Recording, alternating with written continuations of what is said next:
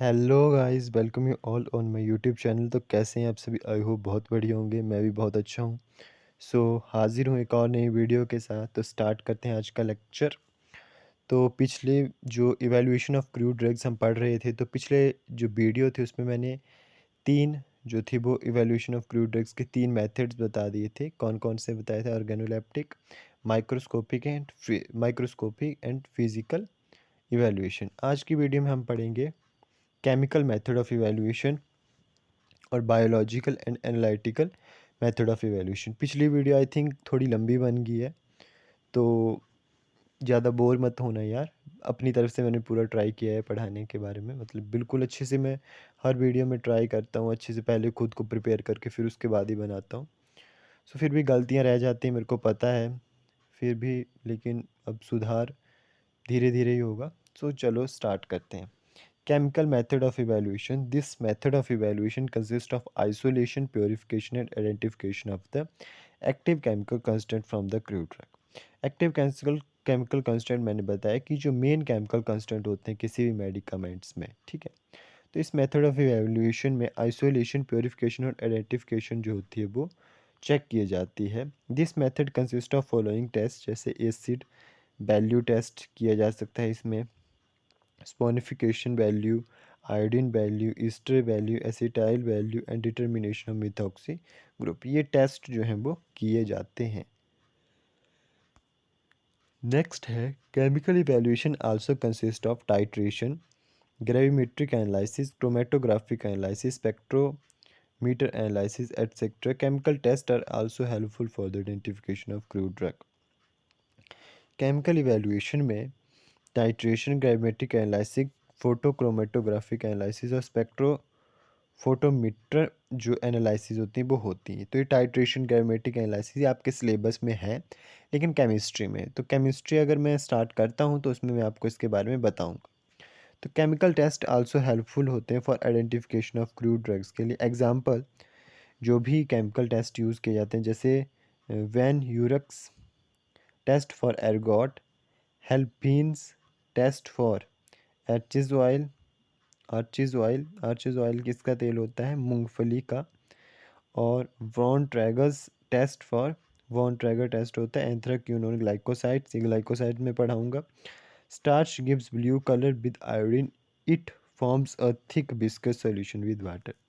जो स्टार्च होते हैं वो ब्लू कलर देते हैं आयोडीन के साथ और ये फॉर्म करते हैं विस्कस सॉल्यूशन विद वाटर।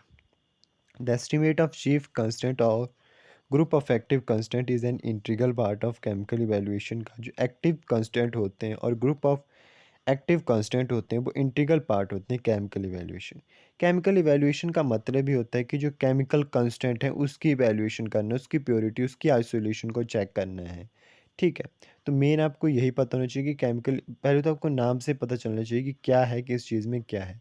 तो अगर आपको थोड़ा भी पढ़ा होगा तो आप, अगर अच्छा पढ़ा भी नहीं होगा तो भी आपको नाम के बारे में पता है कि इससे ये होता है, तो भी आप एक दो नंबर का लिख सकते हो, ठीक है। तो एक्टिव कांस्टेंट जो इंटीग्रल पार्ट है, एक्टिव कांस्टेंट का एक इंटीग्रल अलग सा, मतलब एक अलग रोल प्ले होता है chemical evaluation. Total example, total sennosides in senna, morphine in opium, ठीक है। जो सेनोसाइड्स हैं सीना में, मॉर्फिन है ओपियम में, सिट्रल है लेमन ग्रास ऑयल में, एटसेट्रा, ठीक है। ये चीफ कांस्टेंट्स होते हैं किस में? जैसे सैनोसाइड्स होता है चीफ कांस्टेंट सीना में, मॉर्फिन होता है चीफ केमिकल कांस्टेंट ओपियम में, सिट्रल होता है chief chemical constant in lemon grass में। आगे जैसे आपको ड्रग्स हैं इसके बाद, उसमें मेन आपको ज़्यादा पता चलता है, ठीक है। Chemical test also help in proper identification of varieties of crude drugs. Example, ठीक है। केमिकल टेस्ट भी हेल्प करते हैं proper identification of variety of crude drugs की, ठीक है। Example, the solution of lead acetate of lead sub acetate is use specially for the chemical identification of gums. Gums की chemical identification के लिए lead acetate का solution and lead sub acetate जो होता है वो यूज़ किया जाता है। नेक्स्ट है बायोलॉजिकल इवेल्यूशन, ठीक है। The biological essay is performed for those drug which can not be tested properly in the laboratory, ठीक है। तो बायो जो लॉजिकल इवेल्यूशन है वो परफॉर्म की जाती है कब? फॉर दोज ड्रग्स के लिए जो कि अच्छे से जो होती है वो टेस्टेड नहीं हो पाती हैं लेबोरेटरीज़ में, ठीक है। लेबोरेटरीज़ में जो होती हैं अच्छे से जब टेस्ट नहीं हो पाती तो उनको बायोलॉजिकल इवैल्यूएशन उनके ऊपर किए जाते हैं। They are performed on the cells, bacteria, fungi and animal. ये सेल्स के ऊपर होती है, बैक्टीरिया के ऊपर, फंगाई और एनिमल्स के ऊपर ही होते हैं।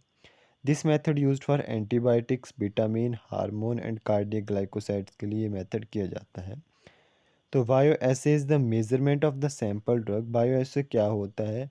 मेजरमेंट होता है सैंपल ड्रग का, किसी भी सैंपल ड्रग का मेजरमेंट करना होता है हमने, which produce the same biological effect as of standard preparation. Such activities represented in the international unit. Bio assay क्या होता है? एक तरह से कि कोई भी मेजरमेंट सैंपल आपने लिया किसी ड्रग का, मतलब उसका आपको पता नहीं है, एक आपके पास स्टैंडर्ड सैंपल है या स्टैंडर्ड प्रिपरेशन है जिसको आप इंटरनेशनल यूनिट से जो होते हैं डिनोट करते हैं, और एक आपने मेज़रमेंट कोई सैंपल ले लिया, तो उन दोनों को जब आपने जो है कंपेयर करना है, ठीक है, स्टैंडर्ड मतलब जो सैंपल है, मेज़रमेंट सैंपल लिया है ड्रग का, मेज़रमेंट ऑफ सैंपल ड्रग, उसको आपने स्टैंडर्ड के साथ करना, उसके बाद आपने बताना है कि क्या इसमें कमियां हैं और क्या मतलब ये प्रॉपर ठीक है नहीं है। तो वो होता है एक तरह से बायो एसे, जिसको इंटरनेशनल यूनिट से जो होता है डिनोट किया जाता है। Digitalis one international unit is contain 76 mg of standard preparation contain करते हैं। Vitamin A one international unit contain in 0.344 mg of the standard preparation.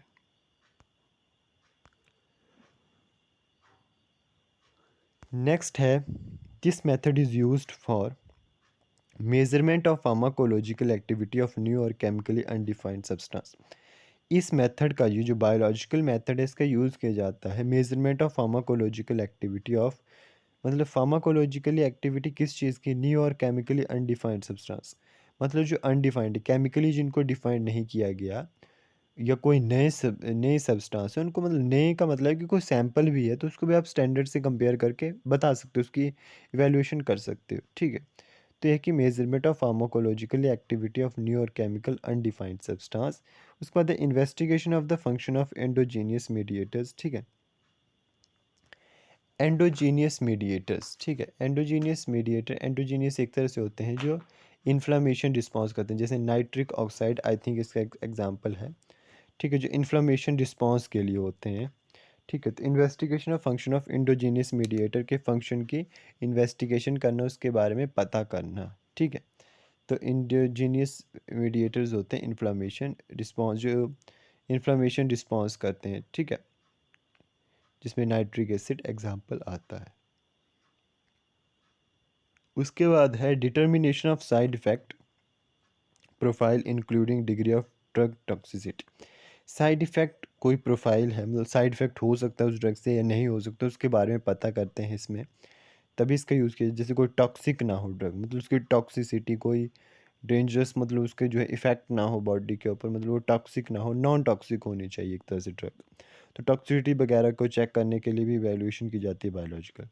Measurement of the concentration of non substance की, जो मतलब पता चल गया हमें सब्सटेंस, उनकी कंसनट्रेशन को क्या करना होता है? मेजरमेंट करनी होती है। Example cardiac glycoside are evaluated by this method using frog, cats, pigeon etcetera, ठीक है। कार्डियक ग्लाइकोसाइट को इवेल्युएट किया जाता है बायोलॉजिकल इफेक्ट सॉरी मेथड से, फ्रॉग, कैट्स और पीजन का यूज़ करके। Significance, this method is used when the standardization is not done by physical और केमिकल मेथड। इस मेथड का यूज़ कब किया जाता है? जब स्टैंडर्डाइजेशन जो होती है केमिकल और फिजिकल मेथड से डन नहीं हो पाती हैं, ठीक है।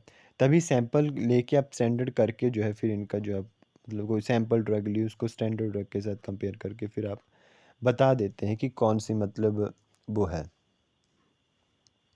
मतलब कितनी वो इफ़ेक्टिव है ड्रग, ठीक है। तो मेथड यूज्ड व्हेन स्टैंडर्डाइजेशन जो होती है डन नहीं होती फिजिकल और केमिकल मेथड से, when quantity of drug is very less और ड्रग इटसेल्फ नॉट अवेलेबल। जब ड्रग की क्वांटिटी जो होती है बहुत कम होती है, ड्रग खुद अवेलेबल भी नहीं होती, तब भी इस मेथड का यूज़ किया जाता है। The method is performed on living animals के ऊपर ये मेथड जो होता है वो किया जाता है। नेक्स्ट एंड लास्ट इवेल्यूएशन आती है analytical evaluation. In this method various chromatographic as well as spectroscopic methods are used होते हैं फॉर सैंपल के लिए।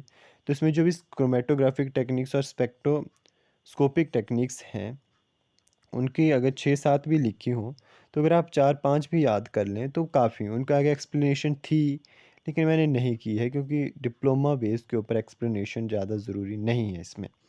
ठीक है, तो सबसे पहले लेते हैं chromatographic techniques. Thin layer chromatography, high performance thin layer chromatography HPTLC, high performance liquid chromatography HPLC, gas chromatography GC, column chromatography CC, gel permeation chromatography GPC, affinity chromatography. उसके बाद आते हैं spectroscopic methods, UV visual spectrometer, infrared spectroscopy, fluorescence analysis, nuclear magnetic resonance, mass spectroscopy, X ray diffractions, radio immunoassay, X ray crystallography, nuclear magnetic resonance spectroscopy NMR।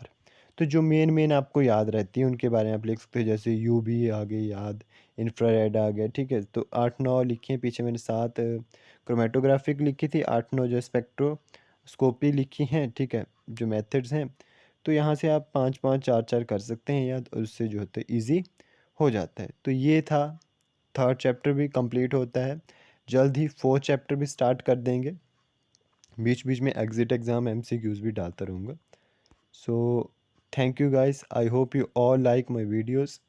So thank you so much for watching. Take care, bye. Please guys support me.